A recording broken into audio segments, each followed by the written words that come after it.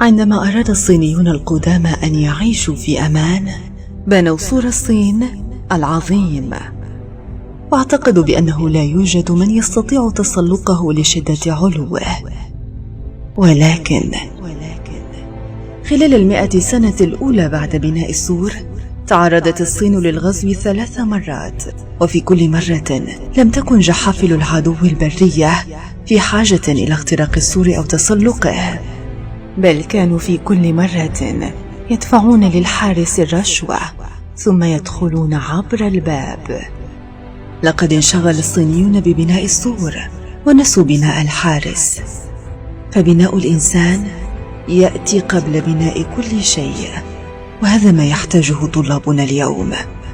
يقول أحد المستشرقين: إذا أردت أن تهدم حضارة أمة فهناك وسائل 3: هدم الأسرة، هدم التعليم، إسقاط القدوات والمرجعيات.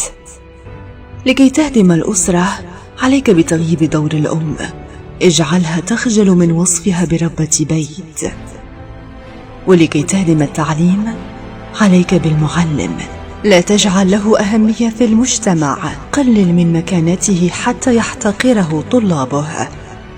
ولكي تسقط القدوات عليك بالعلماء، اطعن فيهم، شكك فيهم، قلل من شأنهم حتى لا يسمع لهم ولا يقتدي بهم أحد.